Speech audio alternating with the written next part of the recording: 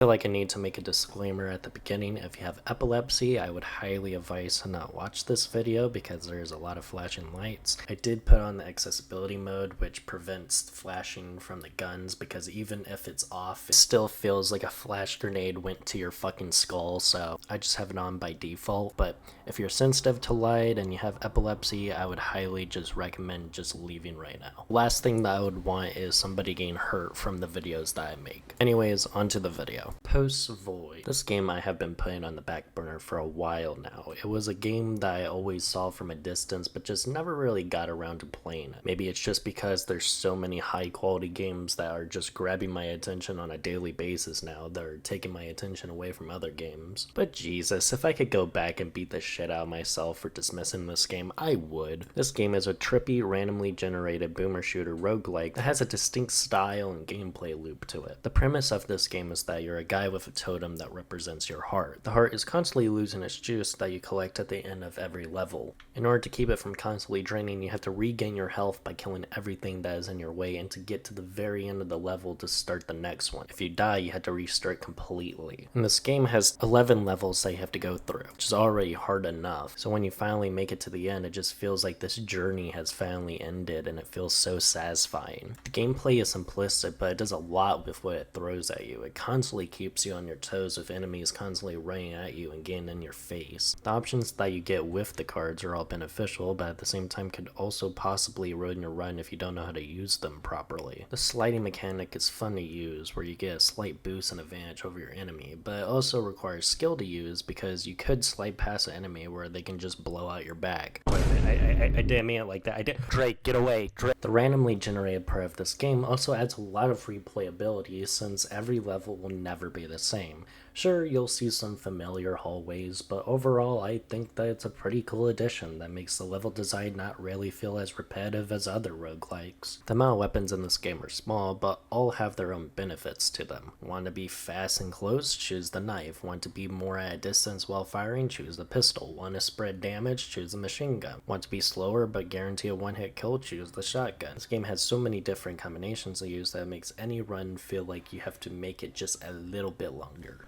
Let's move on to the visuals. The look of this game is extremely unique. The rooms feel very claustrophobic while also feeling as if you will never get out of these endlessly looping rooms. It feels uncomfortable and uneasy when it comes to the character models being these disfigured mutants of some sort, the dripping of your totem's heart juice during the pause screen, or the waviness of the floors and walls that makes everything have this nauseous vibe to everything. The multitude of effects that are on screen when you get hit or shoot makes you eager to kill faster and to run quicker. The look of this game sort of makes me believe that they had an influence from the tighter rooms of the original Wolfenstein game, mixed in with the more flexible controls of the original Doom game. The layout of the levels and visual design of the game sort of reminds me of how GBA 3D games would handle open spaces and their graphics, keeping you more in these boxy, resembling rooms while putting a lot of detail into them. They would do this because it would save resources and also hide the very poor view distance of these games. By them providing more branching paths in these cramped spaces, it makes you occasionally panic on where to go next if you don't select the compass. In the end, I see a lot of inspiration from different sorts of possible influences that they could have had, and they blend together to make this proudly weird fever dream of a game. The music in this game, even though it's this repeating track that plays over and over, it does provide a good amount of excitement, and it sort of has this sort of Monster Mash sounding ass music that just fits the tone of the game perfectly.